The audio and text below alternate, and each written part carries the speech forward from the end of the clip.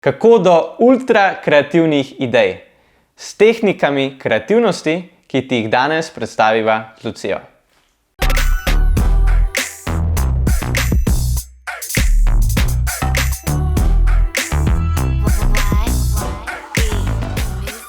Živjo in dobrodošla v novi oddaji Point Out Weekly. Danes je z mano Lucija. Živjo, Lucija. Živjo. In z Lucijo bova govorila o tehnikah in metodah kreativnega razmišljanja. Zakaj? Ker kreativnost nekako potrebujemo vsi v vsakdanjem življenju, ali je to v osebnem življenju ali v podjetju pri našem delu. Tako da se nam zdi ena super tematika za pogovor. Tako da za začetek bi te pa, Lucija, kar vprašal, kaj pravzaprav je kreativnost? To je zdaj tako učiteljsko ali pa straightforward vprašanje.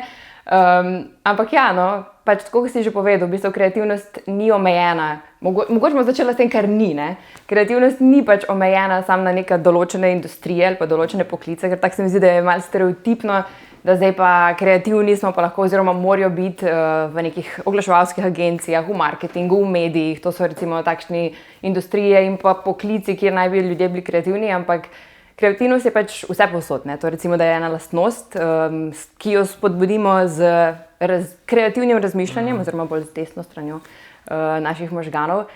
In gre za nek koncept, ki pač govori o tem, da razmišljamo drugače, da združujemo nezdružljivo, da delamo nekaj na nekonvencionalen način. To se mi zdi meni, da je kreativnost, no? Zagotovo pa se mi zdi najbolj dober izgovor vseh ljudi, ko se pač nočijo ali pa ne moremo se nekaj spomniti, je, da jaz nisem kreativen.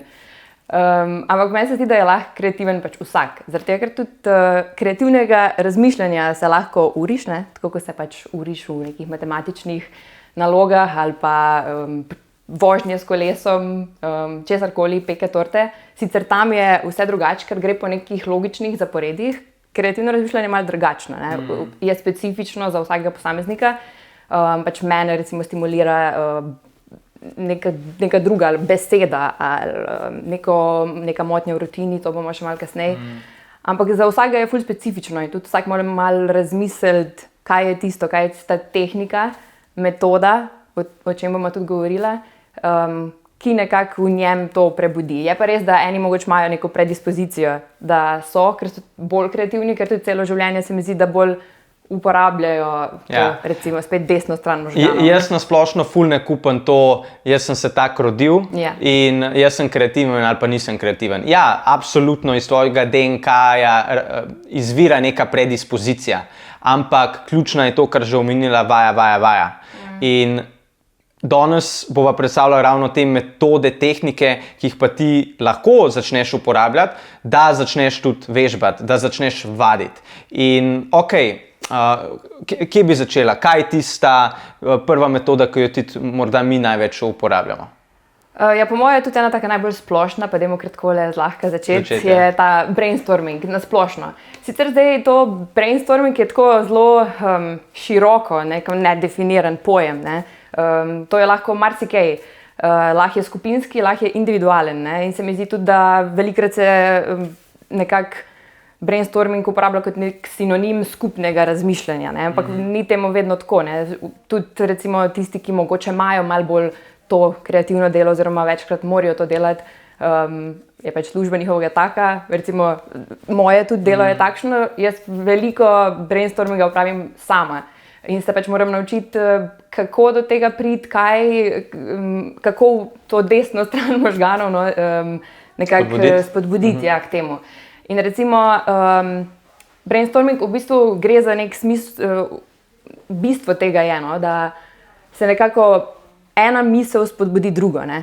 Ena misel stimulira drugo in gre to naprej. Zdaj pa kako začeti? Lahko je to neka ali beseda ali pojem, problem, ki ga imate, in zato je fajn tudi, ko je skupinski, da tvoja misel in tvoja ideja stimulira mojo in tako se lahko neka veriga naprej plete in zato se potem na koncu pride do ideje. Ampak kako zapeljati ta brainstorming, je teh nekih načinov je neskončno. Recimo mi dosti uporabljamo ta mind mapping, ki je v bistvu v osnovi čist nek običajen miselni vzorec, ki so nas ga že učili v osnovni šoli, ne? Se pravi, da imamo neko srednji problem, iz katerega vlečemo neke določene smeri, kam gremo, rešitve, misli in te misli potem spet kot neka veja se to prepleta, ne? Naprej.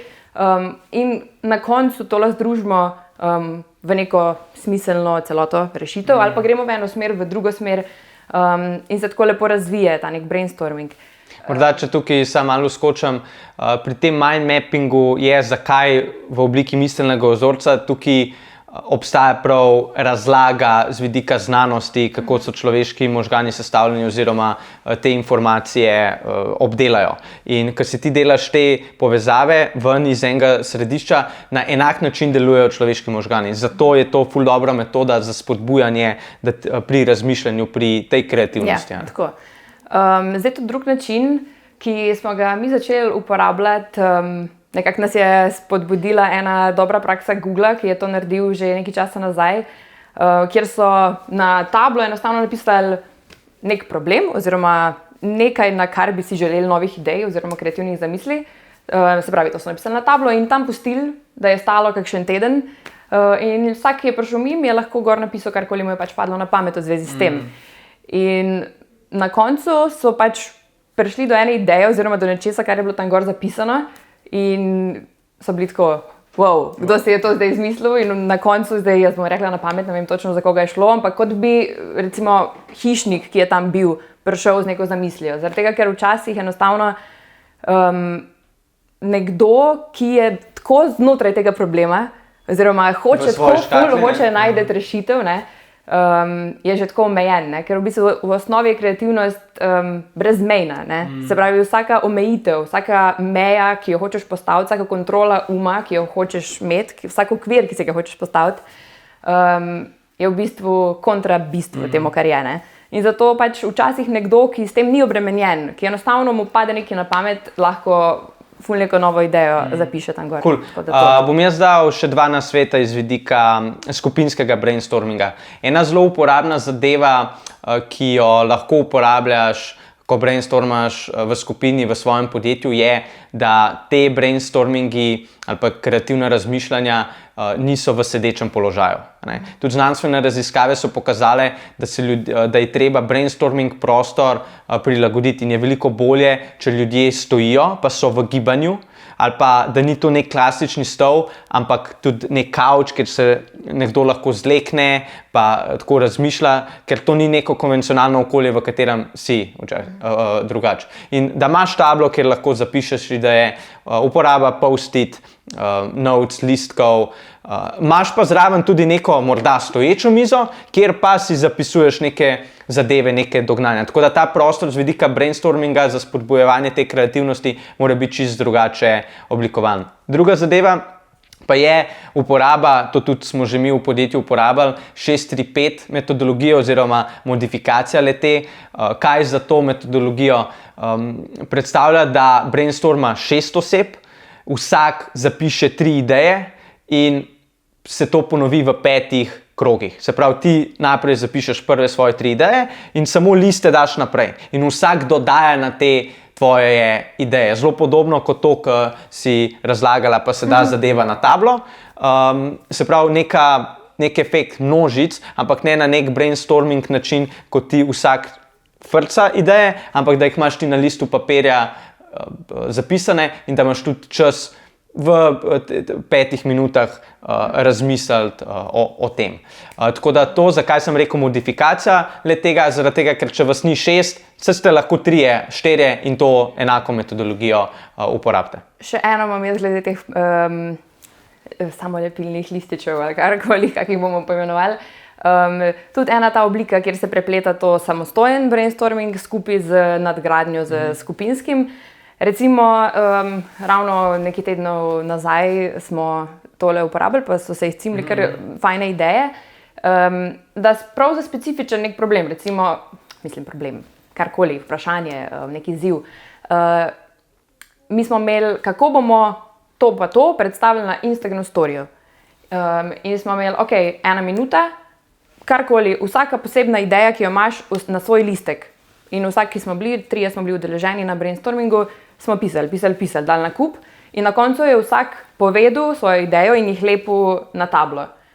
Potem je to naredil naslednji in naslednji. Na koncu smo poskusili podobne stvari, ideje združiti na en kup in se pogovarjali o tem, potem o naslednjem in o naslednjem.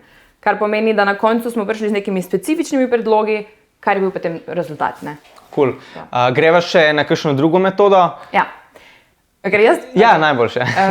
Zdaj že ena, ki je tako tudi meni osebno zelo blizu, je tako imenovana prisiljena oziroma prisilna analogija. Zdaj ta prisiljena se sliši tako zelo hudo, ne, pa je že nič takega. Ni, ampak v bistvu gre za primerjavo nečesa z nečim tretjim. To je sicer zelo ful ohlapno, to bom dala na primeru.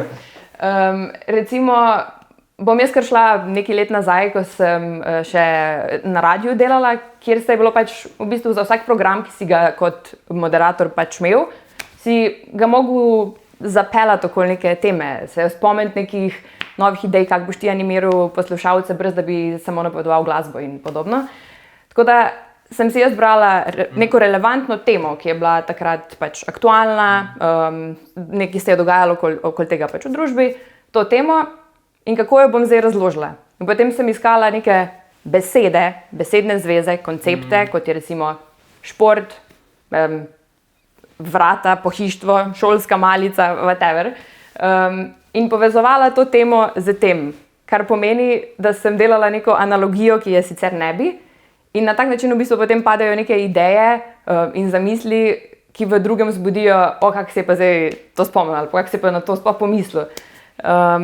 In v bistvu to je tudi ena taka stvar, ki je pač meni zelo pomagala, da sem prišla z nekimi mislimi na plan, ki so pač sicer jih ne bi do njih prišla. Tako da spravi neko temo, ki jo imaš, recimo oglaševanje na LinkedInu, kako bi to zapeljal, povezati z čist nekim tretjim, pa videti, če tukaj se lahko kakšne črte potegne.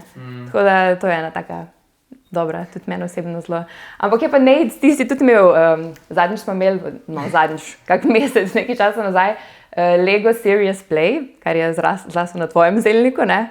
To je tudi v bistvu ena oblika nekega kreativnega razmišljanja.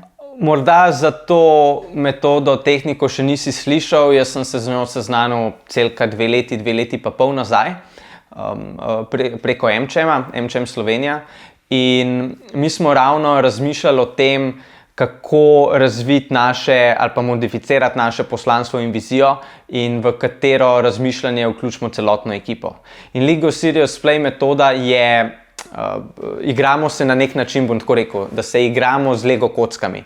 In naše misli preko tega kreativnega razmišljanja osmislimo v neke modele, ki jih sestavimo iz Lego kock. In ko smo mi razmišljali, se pravi, vsak je imel potem nalogo, da poslanstvo podjetja predstavi z nekim modelom Lego kock. In zato je bil seveda omejen čas in ko je vsak to naredil, je tudi svoj model opisal, hkrati smo pa potem mogli v naslednji fazi, imeli smo pri vsej tej metodi moderatorja Anžeja Bečaja, ki ga ful priporočam, in mi smo mogli potem v naslednji fazi združiti te Lego kocke v smiselno celoto, da se bo z vsem rezoniralo, se pravi, da se bomo vsi s tem povezali. In zakaj neka taka metoda, kot ti preko, kako se reče temu, metafora oziroma neke take metodologije, metafor, ti razmišljaš, ker ti prebudiš te centre kreativnosti v tvojih možganih in tudi razmišljaš iz bolj čustvenega vidika, ker spodbudi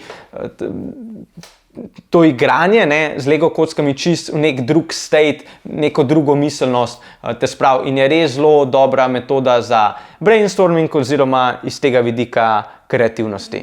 In mi smo uporabljali pri poslanstvu viziji, se pa Lego Serious Play uporablja tudi za najrazličnejše primere reševanja poslovnih izzivov podjetij, kako celo poslovni model podjetja spremeniti. In preko Lego Serious Playa to osmisliš.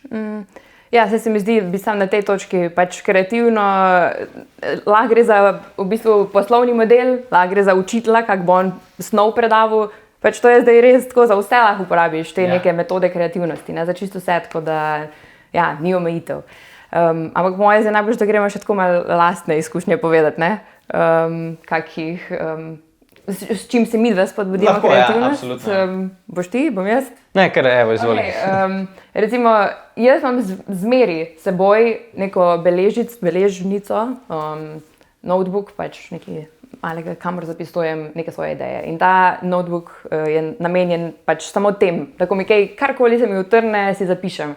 Ker nočem, da to odplava nekam stran, ne? Ker včasih ravno to, ne? Pustimo si čas, je pri kreativnosti ful pomembno, se pravi, da si pustimo, da tisto, kar vemo, ta problem, ki mu moramo najti neko idejo, zamisel, rešitev, pustimo, ne? Malo, da nekje plava in zato se potem večkrat tudi potem neke misli, neke nove ideje zbudijo. Sicer pa pri meni zelo deluje tudi to, da si temu bi rekla v rutino dam neke te motnje, motivce. Se pravi, recimo za produktivnost kot tako so rutine zelo pomembne, za kreativnost pa ne tako, ne, v bistvu so umor kreativnosti. Zaradi tega, ker ne vem, za mene že, da se tako v pisarni me boste zmeri videli, da sem malo tukaj, tudi na tleh lahko sedim, malo sem, ne vem, za standing deskom, malo sem na kavču, malo sem kjerkoli. Zaradi tega, ker v bistvu to v meni vzbudi neko kreativnost, pa tudi s kolesom, če grem v službo, si rada vzamem neko drugo pot, si neko drugo glasbo naštimam na slušalke in tako. Se pravi, da skozi dobiš neke nove ideje ali pa neke te spodbude za neko drugačno razmišljanje. Recimo to je pri meni. Pri meni je čisto neka taka splošna verjetnost, tudi pri tebi velikrat to, in sicer jaz veliko idej dobim tudi potušam, se to je čisto splošna verjetnost, to je slišal že od mnogih, ampak bolj bi šeral s tabo eno drugo, ki ima tudi znanstvene podlage. In sicer jaz velikrat, ko rabim nekaj razmisliti, pa rabim biti pri tem kreativen oziroma da sploh sprožim ta miselni proces, da se v mojih možganih začne dogajati, grem hoditi. Se pravi, hoja ful pomaga pri spodbujevanju kreativnosti. In mislim, da je celo ena raziskava, zdaj ne vem, ali so na Stanfordu to odkrili, ali je to Stanford raziskava. Se pravi, raziskava pravi, da se v povprečju kreativnost poveča oziroma spodbudiš kreativnost za 60% bolj, če si ti v nekem premikanju. Se pravi, v tem primeru v hoji. In teh 60% res ful pripomore. Se pravi, bomo dali tudi en link do te raziskave plus do enega TED Talka, ki ravno o tem govori. In to je en tak majhen moment, ko ti rabiš nekaj razmisliti. Se pravi, tukaj govoriva zdaj o individualnem brainstormingu. Pač pojdi hoditi, ker bo s tem na podlagi teh raziskav, ki so pokazale, se enostavno centri v možganih sprožijo, verjetno za gibanje, ki spodbudijo ta miselni tok. In iz tega ti rataš bolj kreativen. In ja, pri meni to res super deluje. In ko grem hoditi, toliko se mi plete v možgani in toliko enih dobrih idej dobim. Veliko več, kot pa če bi jaz sedel za mizo, pa zdaj, zdaj se moram pa nekaj spomniti. Ali pa jaz tudi ta mind mapping delam, pa si začnem miselni vzorc risati. Ampak je čisto drugače tudi, ko greš hoditi. Seveda, pol je to še vedno treba osmisliti, ali pa tako, kot ti praviš, imaš beležko, jaz imam telefon s sabo in si na telefon potem zapisujem pod notes, pod beležnico, ko hodim, ker mi je tudi nekako lažje, ko pišem in hkrati hodim. Tako da, to je to. Zdaj upava, da boš tudi ti uporabil, če že nisi, da ti bo kakšen ta nasvet najin prav prišel pri nadaljnjem ustvarjanju, spodbujanju kreativnosti. Tako da hvala, ker si bil z nama. In seveda, če imaš še kakšen komentar ali pa celo svojo metodo, ki jo uporabljaš in zelo dobro zate funkcionira, zapiši v komentar, dajmo si malo podeliti stvari in do naslednjič. Super, se vidimo. Čau. Čau.